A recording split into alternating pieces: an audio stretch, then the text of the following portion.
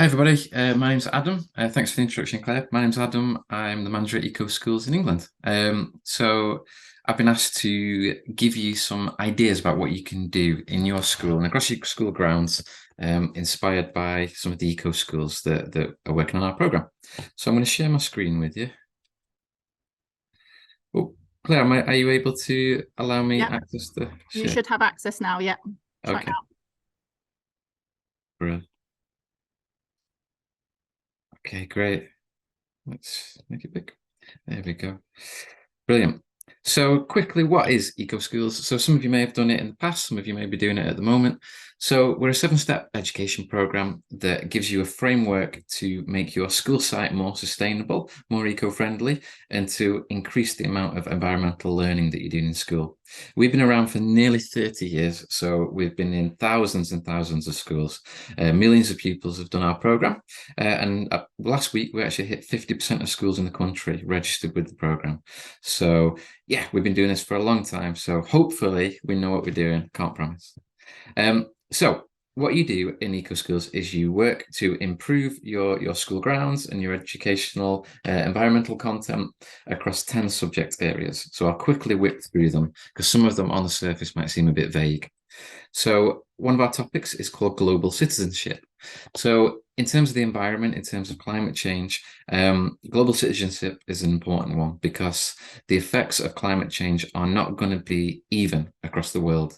At a national and even a local level, the impact on different societies is going to vary.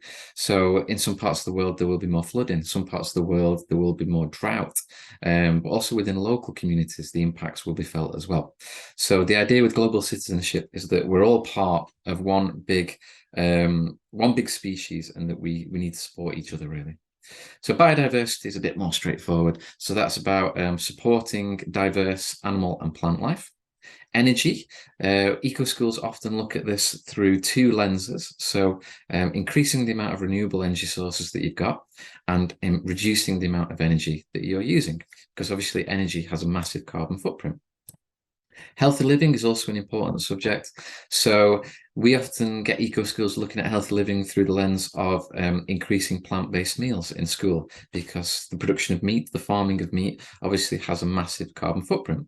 But not just that, having a connection to nature is also really, really good for our mental well-being. So eco schools looks at it that way too. Litter, that's kind of straightforward. Litter is a big pollutant, so reducing litter is massively important. School grounds is a massive topic. So this looks at how you can utilize all the different opportunities across your school grounds to have positive impacts on the environment. And we'll talk about that in a second. So transport is also a massive one. So almost 30% of the carbon emissions in this country come from transport.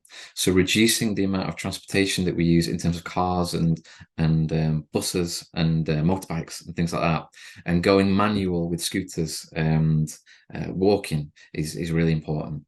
Marine, this topic is all about supporting marine-based ecosystems, so beaches, canals, rivers, etc. Water is an interesting one. What we often don't think about with water is that it has a carbon footprint too. So cleaning water and pumping it to your homes and your school actually has a carbon footprint as well. And then, of course, waste, which I'm sure you guys are doing in school. The 4 or 5 R's, so reducing, reusing, reduction, etc. It's all about making sure that waste doesn't go to landfill where it starts to rot and creates lots of harmful carbon and methane emissions. So let's jump to the next slide. A few little bits about eco schools last year. So schools working on the program directed 2 million kilograms of waste away from landfill. By reducing and improving their renewable energy sources, they also saved over £330,000. 97,000 school pupils almost did a litter pick. We planted almost 38,000 trees, and 1.2 million meters squared of natural habitats were created or maintained as part of Eco Schools activity. So the impacts that schools can have when they all come together at the same time is absolutely massive. So the school's estate, if you were to take all the different schools, colleges and nurseries and jigsaw them together, it's an area as big as Birmingham. So if you were to green this area, the impact that we could have on sucking in carbon and actually kicking out oxygen is absolutely massive.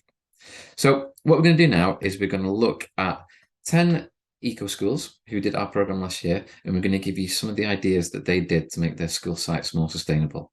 So it's going to be a mixture of primary, secondary, and SEND.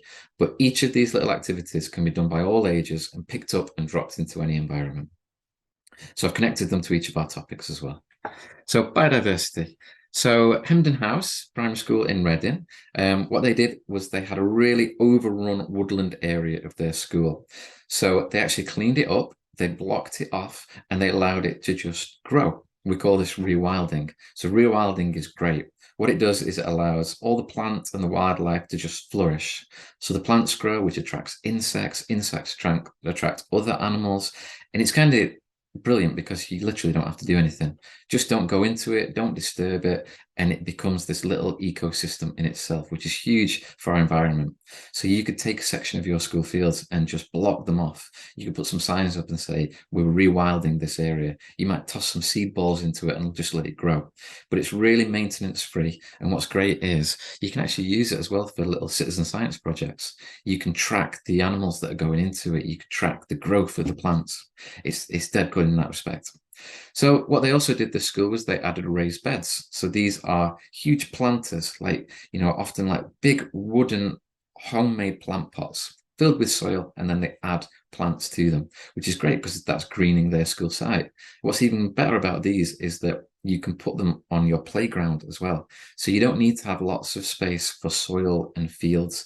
A lot of schools are also built on old industrial sites, so the soil isn't quite right to grow there. So some raised beds is really nice. And what Hemden House also did, which I thought was really cool, is they had plans in place to build a hedge along their school fence, which meant that it would counter the emissions coming from local traffic. Okay, let's move on to energy. So this is another primary school, Bidston Avenue in Wirral, near Liverpool. So they actually managed to reduce their energy bills by over £6,000. What they did was they fundraised and they added solar panels to the roof of some of their buildings. Now that's massive. Not all schools are going to be able to do that, of course. But what they did do, which was really cool, was added 15 new energy saving devices across their site.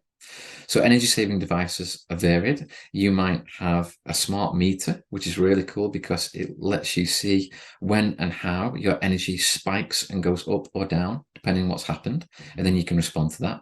But another energy saving device might be something as simple as a smart plug, or even better, some motion sensor lighting, so that the lights aren't on all the time. It's really good to think about how you're using your energy, because it's really good for bringing down both your energy bills and your carbon footprint. So global citizenship, we talked about this earlier on. So this group of college pupils, what they did was they focused on raising awareness, which is also really, really important in fighting climate change. Introducing people who don't understand these concepts or are new to them to the ideas. So what they did was actually they formed a pupil band, like a musical band, and they wrote and performed a song about the impacts of textiles waste across the world. And they even wore upcycled clothing made from old items, which you can see them making here, and you can see them performing here in Liverpool. So they're from the Wirral, but they went over the water to Liverpool. So that had a massive impact. They actually performed at a few small festivals around Liverpool, which was pretty cool. So healthy living. So Camborne Village College, which is in Cambridge, what they did was they took a bit of their school field and they made a sensory garden, which is really, really nice. So a sensory garden is basically, it can be quite simple. It can be a series of benches in a little enclosed space with some nice greenery, some little things that trigger different senses. So it might be certain plants that have got calming scents. You might even have something like wind chimes in there. You might even put in little window blocks with different coloured film, which casts different light into that area. But what this does is it draws people into nature, and it gives you like a little moment where you can sit down and chill out and be a bit mindful. And you could also, if you wanted, do your lessons out there as well. Litter, this is a really straightforward one. This SEND school, Aurora Meldreth Manor in Royston, were brilliant when it came to litter last year. So they did weekly litter picking events in their extracurricular club, in their school and in their local community. They appointed what they called litter ambassadors. And what these ambassadors would do is they would go from classroom to classroom adding new recycling bins, specific ones for things like paper and plastic and metals, and they would ensure that they were being used properly, and they would ensure that they were actually going to the right place to be deposited. They also delivered weekly litter picket events in their local community. So it's really, really good. And it's quite low-fi as well. You don't need much technology. You just need a bit of time and commitment to do these. Marine, this is an interesting one. So obviously it helps if you are next to a body of water, a canal, a beach, or a river. So this school in Bristol, Queen Elizabeth Hospital School, which is an all-through school. So they're from like 4 years old through to 18 years old. So it's a big old school. They sort of worked across the age groups. So the year 10s did a huge beach clean. The entire year did it. So like about 100 pupils did this. And then the junior school pupils took the plastic waste that they'd collected from the beach and the ocean. And what they did is they made murals. They made artwork using this stuff. So we call this upcycling. It was really great. So they actually did like an exhibition, and it raised awareness about not polluting and littering on the beaches. But it also introduced people to upcycling, which is a really great concept. So taking things that we think we're not going to use anymore and actually repurposing them and remaking them, tweaking them and hacking them for use in a different area for a different reason. So that's certainly something you could consider. School grounds. So Nether Hall in Leicester, they really, really focused on making their school grounds a really great place for their pupils. So what they've done is they've planted lots of trees, fruit trees. They've got loads of apple trees. They created what they call a bug hotel, and it's basically like a log pile. But what it does is it attracts hundreds and hundreds of bugs, and bugs are really, really great for other animals as well. So the knock-on effect of having a healthy bug population is a healthy animal population beyond that. They also did wildflower areas. They added relaxation benches, and they created like a little outdoor classroom space as well, which was really great for their pupils to improve mindfulness. So transport, this primary school near Manchester, near me, what they did was, well, they did quite a lot of things actually. They did a lot of awareness raising. So they did a protest that you can see there. They stood at their school gates and protested against parents who sat with their engines idling. They went out into the community to talk about reducing the amount of traffic around their school, reducing the amount of pollution.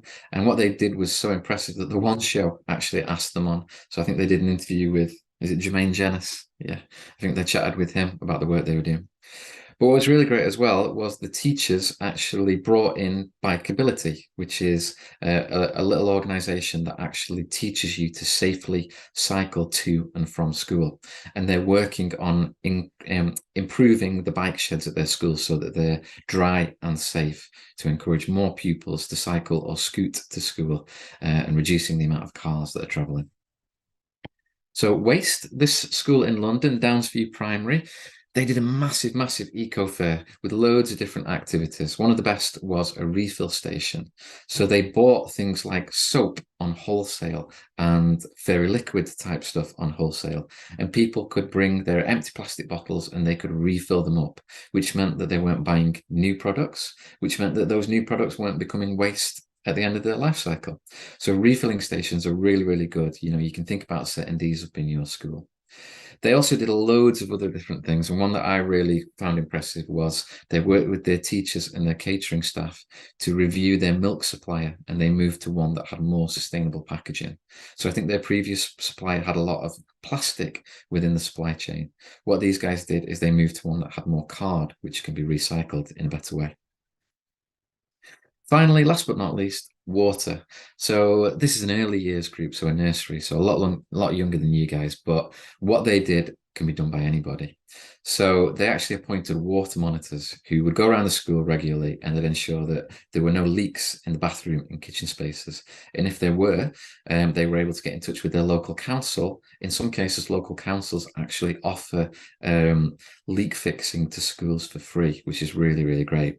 But what they installed was two of my favorite things, because they got really weird names that people get a bit confused by. So they installed water hippos in their toilets. So they're just like little plastic balls that look a little bit like hippos. So I think companies have made them to look like hippos. And they go in the back of your toilets and they actually reduce the amount of water that is used as part of a flush, which obviously is really good because we're reducing the carbon footprint of the water cycle. And they also added on their site a water butt, which again, weird name. But what a water butt does is it collects water that drains off your school buildings into a big tank. And then you there have a water supply. So you can see the kid in this picture, what he's doing is he's getting his watering can and he's filling it up from rainwater that's collected into a butt. So again, you're not using that much water. It's really, really bringing your water-based carbon footprint down. So that's 10 plus projects that you could pick up and run in your school straight away. I'd just like to pass on my thanks to Adam for his time. Can we give a round of applause, please? Lovely. Thank you so much, Adam. Thanks, everyone. Take care. Bye. Thank you. Bye. Bye. Right up next, we have another expert from the National Charity Butterfly Conservation. Kate is with us today. She's very knowledgeable and is going to pass on some ideas and tips about things we can do ourselves. So Kate, over to you. Thank you. Brilliant. Thanks very much, Claire. So I can't see anyone now, but hopefully you can see my first slide, which is a lovely field full of daisies. We can, yes. That's brilliant. Thanks very much, Claire. Thanks everyone for having me along today. I hope you're having a really good morning so far. It's had some really great comments as I logged on there, so that's really exciting to hear. So as Claire said, yeah, I work for a national charity, wildlife conservation charity called Butterfly Conservation. And at Butterfly Conservation, as the name suggests, we are concerned with the conservation of butterflies and also moths across the UK. Our work is really quite varied. We run a lot of really major national recording schemes to find out how butterflies and moths are faring, and that will then inform our conservation work, our action that we take to protect those species most at risk. We also give advice to land managers, to farmers, as to how to manage their land to benefit these beautiful insects. And we own some fantastic nature reserves, and we also do lots and lots of engagement of the public. So speaking to lots of people, you may be familiar with a scheme that we run every single year called the Big Butterfly Count, which is our kind of major initiative to kind of get more people interested in and thinking about butterflies and moths, because unfortunately, along with much of our wildlife here in the UK, you know, they are really suffering huge declines. So 3/4 of our butterflies are now in decline, and we have a large number of butterflies on the red list, and you know, species going extinct really quite recently. So as depressing a picture it is, there is so much that we can do, and that is what I'm going to be focusing my talk to you on today. Before I get into the nitty gritty though, I wanted to give you a kind of bit of a background into butterflies and moths, just to get things going. So butterflies are insects. They are in the invertebrate family, if you're into your classification. I'll just run through some kind of basic anatomy for you to sort of describe the different features of the butterfly and what they do. So we'll start at the head. So this is where, of course, all the sensory organs for the butterfly are found. You can see those that pair of antennae there, which the butterfly uses to sense its environment. It can use those to find the right kind of food plant for the female butterfly to lay its eggs. Males will use their antennae to detect a female, to find a mate. Butterfly and moth antennae are quite distinctive. You'll notice that these butterfly antennae are really slender with a kind of bulbous bit on the end. Moth antennae tend to be really quite feathery, and hopefully I've got a slide where I can show you that a little bit later on. Butterflies have compound eyes, so they are really different to our eyes. Our eyes have a single lens. The butterfly eye is made up of lots and lots of different lenses, and that's really crucial because it enables the butterfly to detect movement in many different areas at once, which is really handy when you're trying to avoid being predated by a bird, for example. And then, of course, we've got the mouth parts in the head as well. So the mouth parts of the butterfly are designed purely for drinking nectar from the flowers that they visit to give them that energy that they need. And it's called a proboscis, and it's basically like a long, like a bit like a drinking straw, basically. And it sits curled up and tucked away when not in use. And then when the butterfly wants to feed on nectar, it will kind of extend its proboscis and put it into the flower to drink the nectar. All of the feeding happens in the caterpillar stage, which we'll talk about a little bit later on.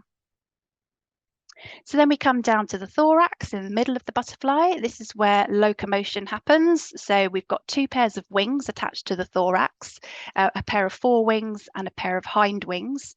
And then we've got the 6 legs, of course, all insects having 6 legs. And incidentally, even in the caterpillar stage, which if any of you have ever kind of found or looked at a caterpillar closely, it kind of looks like they have loads and loads of legs. Actually, they only have 3 pairs of legs as a caterpillar. And then towards the rear of the caterpillar, they have several fake pairs of legs, which enable the caterpillar to kind of grip and move its long body as it's attached to its food plant. And then finally, the abdomen. This is where the kind of life-sustaining processes happen. Alongside the abdomen are a row of what we call spiracles, little holes where gaseous exchange takes place to enable the butterfly to breathe effectively. And of course, all their organs are stored inside there. So in the UK, we have 59 different types of butterfly. You might spot 1 or 2 of those species. At this time of year, you might see a small tortoiseshell, for example, bottom left, and speckled wood, middle in the top row there, on the wing right now. Other butterflies that we'll see at this time of year include the bright yellow brimstone, which is one of my favourites, and the orange tip butterfly, which, as the name suggests, is a white butterfly with these really vibrant orange tips to its wings. So 59 species of butterfly in the UK. But as I mentioned, here at Butterfly Conservation, oh, there's a picture of a brimstone. And you can see, yeah, that's a really great slide actually to show you the proboscis. So when the butterfly settles onto a flower to feed on the nectar, it will extend that proboscis and then drink the nectar to give it that energy that it needs to fly. This is a comma, so they will be on the wing really, really shortly. This is another really common butterfly. And here is a really great slide to show you what's often the different patterning and coloration on the butterfly's wings. So the top of the butterfly will normally be quite brightly patterned and coloured. And then quite often on the underside of the butterfly's wings, it will have this, what we call cryptic coloration or camouflage.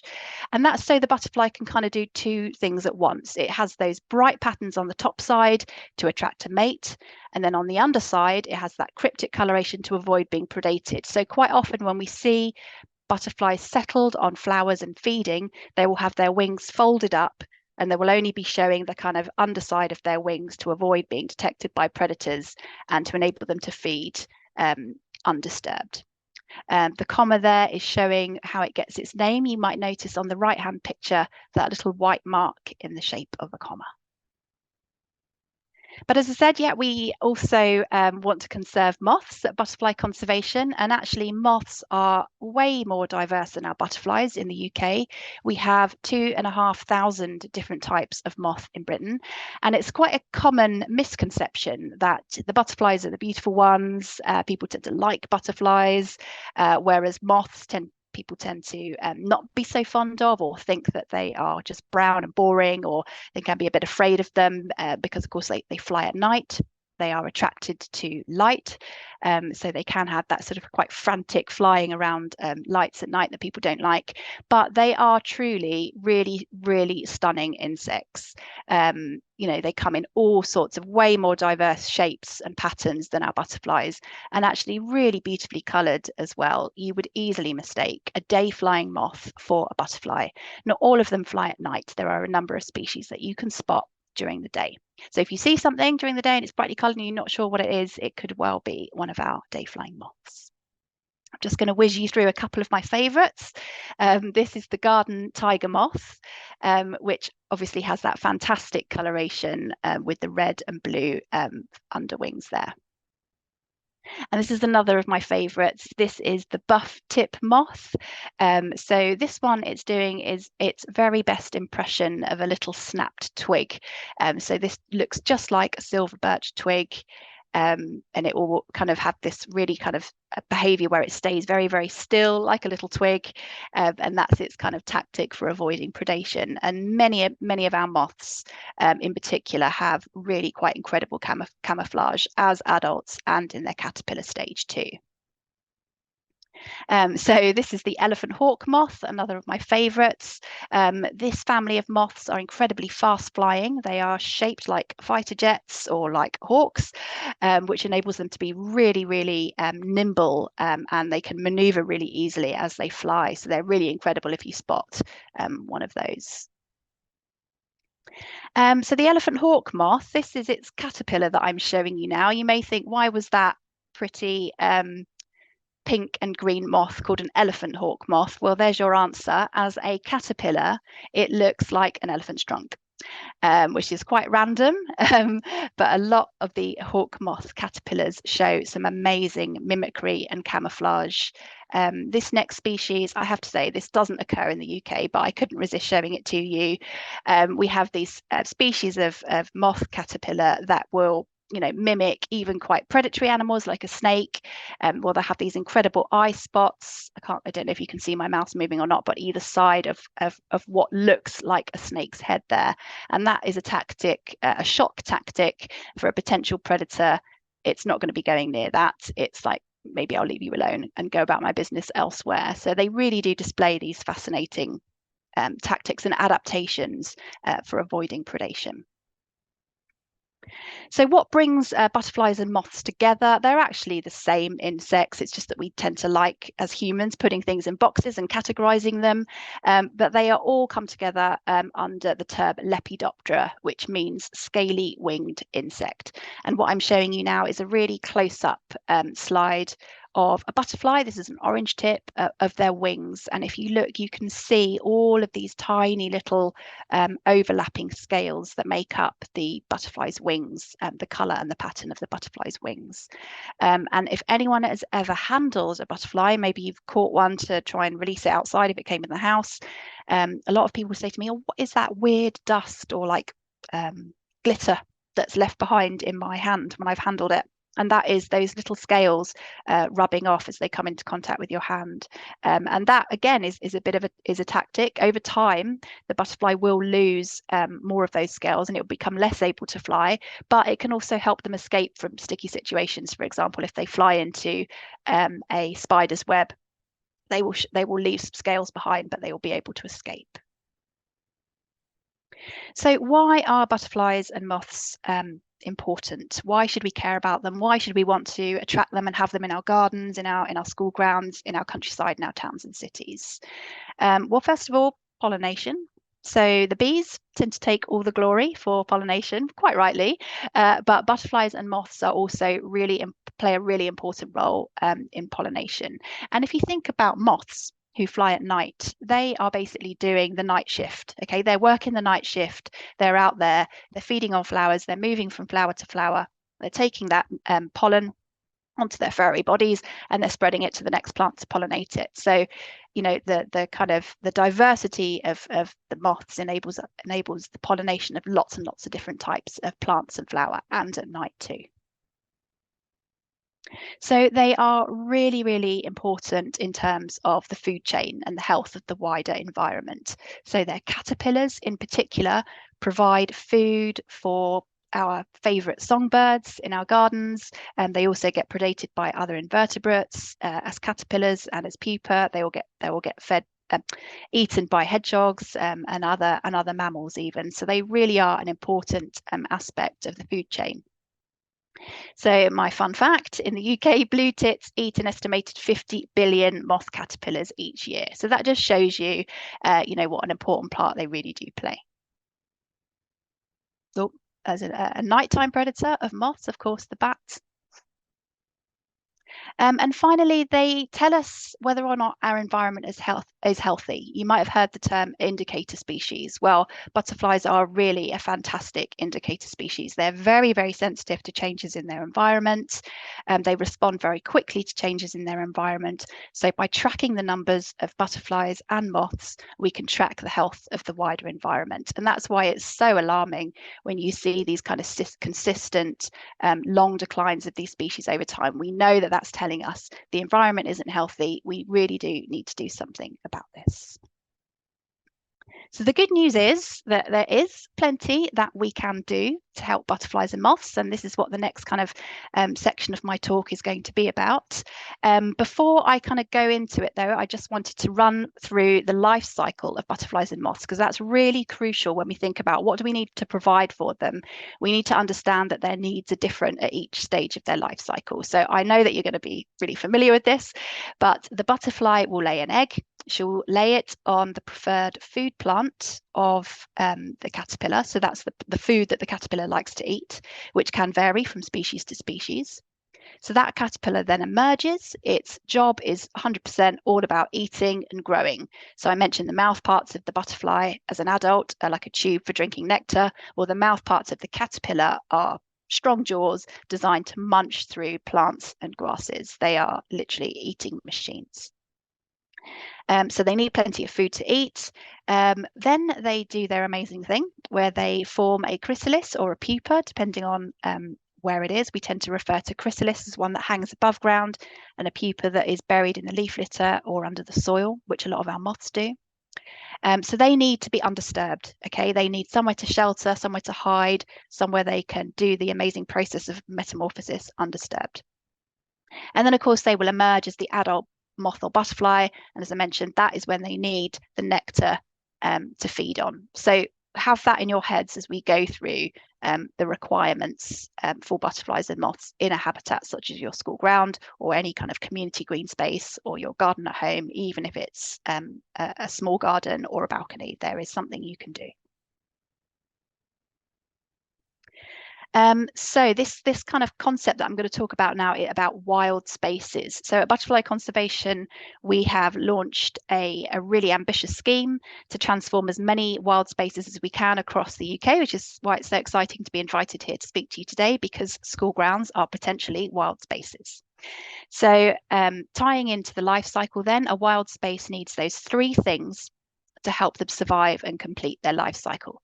The butterfly, as an adult, or the moth needs nectar, the caterpillars need food, and the pupa or the chrysalis stage needs somewhere to shelter. So those three elements, fuel for the adults, food for the caterpillars, shelter for the chrysalis or pupa, are the three kind of ingredients that you need to have available in the environment for these insects to thrive. So let's start with the butterfly fuel. Okay, this is flowers. So you need to fill your space with nectar-rich garden plants, herbs, wildflowers, trees, and shrubs. So thinking in the context of a school ground, there could be lots of different places within that environment where you can introduce flowering plants. Okay, so you might have some raised beds or some flower beds outside the reception area. You might have some big tubs with planters. Wherever you can think of finding space to put something that flowers will not only obviously look really attractive and make your area a nice place to be, but it's going to provide that all important nectar for butterflies and moths. This top right is marjoram. So herb gardens, think the gardening areas where if you might have a polytunnel and some gardening areas, herbs are fantastic. If you leave them and let them flower, they will provide really, really rich nectar source for butterflies. Also flowering trees, of course. So if you've got any fruit trees, it's fantastic. The blossom provides that early nectar source. So you might have heard that some flowers are better at providing nectar than others. On the Butterfly Conservation website, we have lists that you can download that will list the kind of top nectar providing plants that you can really easily get from garden centres. The things to look out for are the bee symbol or the RHS logos that let you know that these are great for pollinators. So a lot of schools get in touch with us about this idea of creating a wildflower meadow. And yeah, we're totally up for that. Of course, a feature of schools is that you will have typically playing pitches, your sports fields, but you'll also have patches of grass that are they're just there. Like maybe in the car park or areas like that, you might have these small areas of grass that you don't need those for recreation or for sport, and they're kind of just high maintenance because you need to mow them a lot. Well, actually, those can be really good. Oh, hang on, hello. Really good options for an area of wildflower meadow. But I would say look into it before you start. It's not quite as easy as you might think. It's not a case of simply scattering seed into established grass. You might have some steps to do first, such as removing the topsoil or inverting the topsoil, so that your wildflowers don't have to compete with the grass, because grass grows really quickly and easily. That's why it's used for lawns, and it will quickly overtake and swamp out your wildflowers. So it can be a bit disheartening if you kind of jump straight into a project like that without kind of looking into it and thinking carefully about how you're going to reduce that competition from the grass, lower the level of nutrients to enable a wildflower area to establish. But even if you just allow some areas of grass and not mow them, you might have heard of a campaign called No Mow May, which is by another organisation called Plant Life, and that is all about not mowing the grass so frequently and allowing daisies and dandelions and other very common wildflowers to grow up and provide that early nectar source for butterflies and moths. So it really can be as simple as that, and just relaxing that mowing regime. So here you can see a butterfly happily nectaring on this dandelion that has been allowed to grow up without being kind of mowed down really, really frequently. When you're thinking about provision of nectar, it's a great idea to think about the full season from spring through to the autumn. So looking around your garden or your school grounds, there should be colour, something in flower all the way through the season to allow butterflies and moths to have that provision of nectar all the time that they're out and on the wing. So early spring sources of nectar, such as the blossom and the wildflowers in the lawn, making sure that you've got something all the way through to the end of the season, such as these asters here, into August and into September. And again, you can find those lists of plants on the Butterfly Conservation website to help you select different plants that will keep that source of nectar going for them, because they really do need to be sustained throughout their whole life cycle. And finally, on the fuel, plants that are well watered will be full of nectar. Okay, and this can be an issue, especially as with the issue of climate change and much drier summers and kind of more extreme weather events. So think about how you're going to conserve water within your school grounds. Have you got water butts set up? Is there any other ways you can think of to make sure that we're using every drop of water to its best effect, we're not wasting any? And also think about what happens during the summer holidays. Is there going to be anyone kind of keeping an eye on any newly planted shrubs or plants that is going to enable them to establish through the summer when they're kind of out of sight, out of mind, when everyone is on their holidays? So just thinking about that maintenance and making sure that you've got plans to keep your plants well watered. So on now to caterpillar food. So we've got something that's going to feed the adults and keep them going, but is absolutely essential in any good habitat for butterflies and moths, that there is something for their caterpillars to feed on. So butterflies and moths in the UK will lay their eggs on some quite common garden plants. So the majority of the time they like to lay them on wildflowers and grasses, but quite often they will also feed on the kind of plants that you would buy in the garden centre. So here we've got an elephant hawk moth caterpillar munching on some fuchsias, and down here we've got some, on the bottom right, we've got some large white caterpillars feeding on some nasturtiums. So quite often caterpillars aren't very popular with gardeners because they munch through their plants, but we would say, look, you can't have the butterflies unless you've got the caterpillars too. So it's all about give and take, allowing your space to be for you and for nature too. There is space for everyone, and if you can have some kind of sacrificial plants in there, that's all good stuff. Over here on the bottom left, this is a very common plant that crops up in gardens and all over the place. These are nettles. And nettles are actually a fantastic food plant for a number of different UK butterfly species. Here we've got a whole load of peacock butterfly caterpillars that have just hatched out, and they are happily decimating those nettles there. So, you know, if you've got areas of longer grass and kind of nettles, particularly if they're in a sunny position, it's great if they can be left just to do their thing, because they really do. That is an easy way of providing food for caterpillars. But wildflowers and grasses, as I said, if you can promote a wildflower area within your school grounds, or even if you're just leaving areas of grass, as I said, to grow a bit longer, that was great news for the caterpillars, because they will feed on grasses and all of those kind of native wildflowers that will crop up in those longer areas. So we've got clovers there, some bedstraw I can see. Those are all of the things that caterpillars love to feed on. So the more diversity of plants you have, the more diversity of butterflies and moths you will attract. And finally, trees. Trees are brilliant as food plants for caterpillars. And if you can squeeze another tree or two into your space, then that is great news. The list here on the left, rowan, crabapple, cherry, etc., they are kind of double bonus because they will flower and produce nectar in the spring as well. Those ones that I have put in bold, so the birch, the hazel, the oak, the willow, the blackthorn, just one of those trees can sustain 100 different types of moth. Okay, so these are really popular food plants for a lot of moths. So if you have got space for an extra tree or two and you want the most kind of bang for the buck, the most kind of impact, do consider planting one of those native species there, because they are the ones that will really attract that diversity. So here on the right, we've got these buff tip caterpillars. They are the caterpillars of that really amazingly camouflaged one. Chomping away happily on the oak leaves there. And again, I can leave all these slides with Claire, and you can have a look on our website for some more ideas too.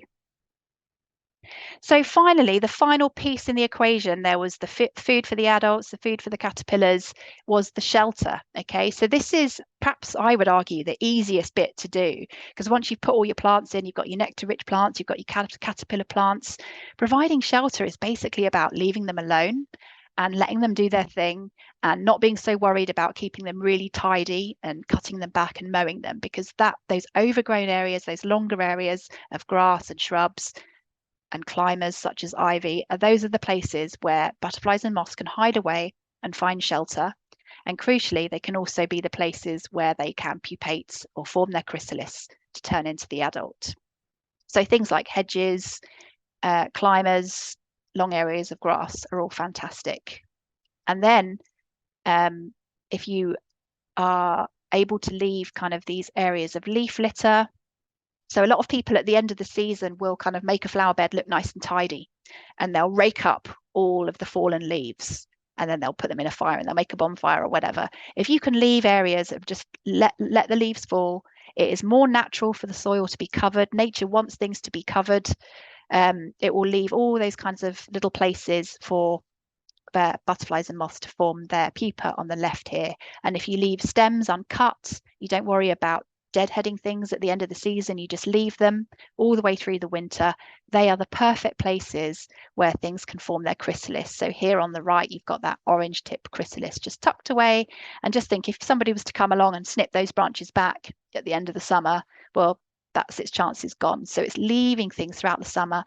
Do nothing for nature, as we say, and hopefully everything will emerge, and then you can kind of get on with things again in the spring. I even found this little chrysalis tucked away in an old flower pot when I was starting to put some seeds in for veg this year. So they really are opportunistic. You know, they will find nooks and crannies on the corners of your pots and your planters to find shelter. And I think that's actually quite clever, because it's got ventilation, it's not going to get wet. So it's found itself a nice little room for the winter. So last couple of slides now, before I can take some questions from you guys if you have any. It's always helpful to think about explaining what you're doing. So if you're doing some activity in your school grounds, it's explaining it to other students or explaining it to the community. Why does this area look untidy? Or why is this grass not being cut? it can be helpful to kind of tell people what you're doing. Leave a sign there, say this is our area for wildlife, it kind of is in progress, or this is why it looks slightly untidy. And it's just a good way to kind of engage people with what you're doing, get people thinking about maybe they could do it too. So to close, really, just think about what the impact would be if every school ground was a wild space. So, you know, across the UK, school grounds have an area of 61,000 hectares. That's equivalent to the size of Birmingham, Cardiff, Belfast, and Glasgow put together. So just imagine if every single one of them did a few things, made some small changes to benefit biodiversity, butterflies and moths and other invertebrates within their school grounds, the impact would be huge. So I really do think it's something to be excited about and positive about. And finally, if you do go back to your schools and you decide to implement any of these changes or start to kind of create wild spaces in your school grounds, then please do tell us about them. You can pop on to the Butterfly Conservation website to register or pledge your wild space. That means that we can keep in contact with you and we can send you lots of information as to how to kind of improve or maintain your wild space, and even how to start recording the butterflies and the moths that you might see there. So that is it. I'm going to stop sharing. Does anyone have any questions for Kate?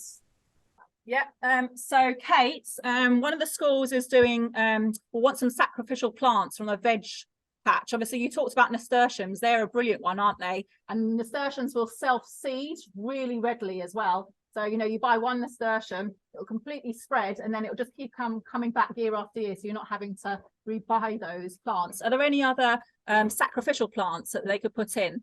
Yeah, that they are a really good one, and they also the flowers are edible. You can put them in salads and stuff as well. So they are a really good one. I would say that you might find that you put them in and the butterflies and moths will still choose to the caterpillars will still use to munch on the vegetables that you wanted, so the brassicas or the cabbages or whatever it is. So there is a little bit of experimentation involved.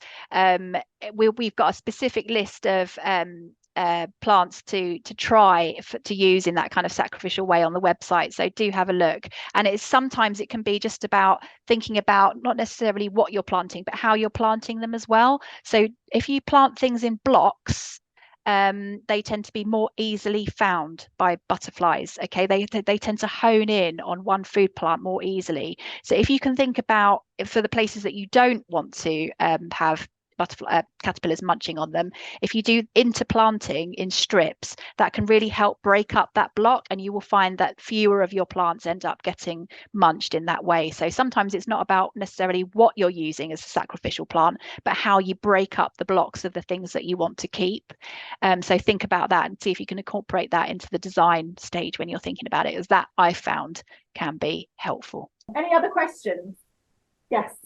Are there any specific multiple butterfly species that are important to target?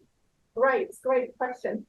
Yeah, good question. So we have got a really great facility on the website called Butterflies Near Me. So that will give you information about what species are found within a grid square around your location. So if you access that, perhaps if I send a link as well to Claire so she can pass it on to you after the event, you can put in a postcode for your location, or if you do it on a smartphone, it will use the GPS to find out where you are, and then it will bring up a list of all the butterflies that have been recorded in your area, so that you can then think, okay, well, if there's a list of 12 species, it's having a look at those. You can do some research on them. Some of them will be more widespread and common species, but you might have some rarities or some kind of more threatened or declining species on there. And then just doing that research and then finding out, okay, what are the requirements for that butterfly? What can I plant to benefit that particular species? That is an excellent thing to do. But you know, because of the geography and the different distributions of species, that is the best way to go about it, is to find out, what do I have locally? What have I got a chance of supporting here? So have a look at that, Butterflies Near Me. And then there is a similar function for moths called What's Flying Tonight, which again will give you information on what can be found in your local vicinity, and therefore can you specifically target any of those species with the right food plants. So yeah, that would be fantastic if you can go into that depth and do that extra research. That would really be beneficial. Yeah, and again, I'll be on hand to help with anything as well if you need it. Any other questions? Yes. Quite interested in the prospect on supporting the practical process of power head. My question is, how do I know whether I need first and possible and would be required the best way to get information from how that Yeah.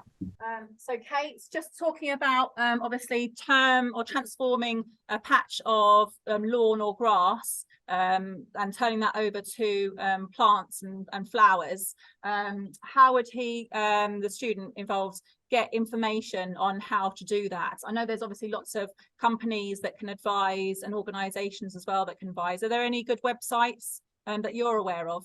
Yeah, I can send you a really simple guide to that if you like, that will kind of give you some different options, because depending on how much funding you have available or how much space or what the current condition of that area is like, kind of will inform how you would go about creating that wildflower area. It is not the easiest thing to establish wildflowers, but it's so fantastic if you can do it.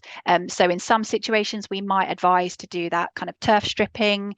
In other situations where the ground isn't, you know, heavily fertilized, for example, you can just get away with kind of scarifying the grass, breaking it up and scattering seed directly in. Or you can start off by sowing a plant called yellow rattle, which is like the kind of ambassador wildflower. It will go in and it will kind of reduce the vigor of the grass and break down the kind of root system of the grass to enable other species to come in. So kind of depending on the specific circumstances, we would advise slightly different methods. So again, I can send you some information to help you with that. But it, you know, quite a lot of the time, people will sow seed and they will sow annual plants, annual wildflowers. So you'll get this immediate kind of flush of colour and you'll think, fantastic, done it. But because they're annuals, they won't come back the next year. And very quickly, your wildflowers will tail off and your grass will come back. So it's all about thinking, you know, you need some plants in there that are what we call perennial. They'll come back year after year.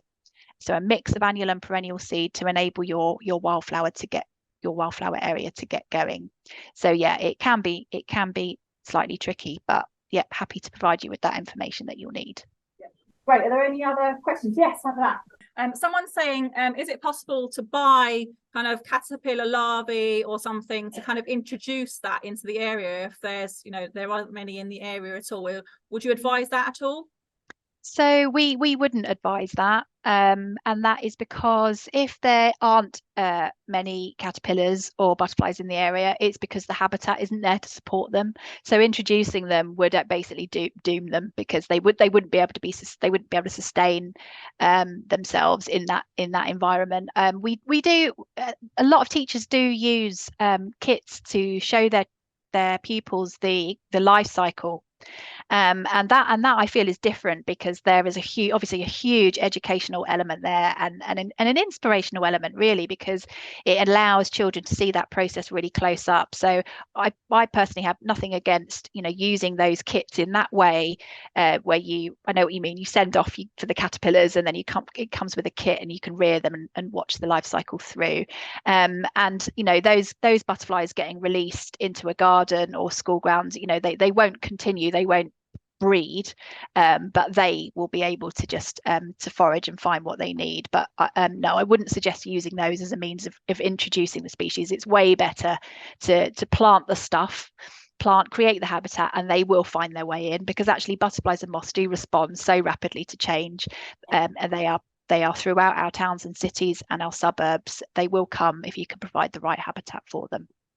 Great, thank you. But good question. Any other questions before we wrap up?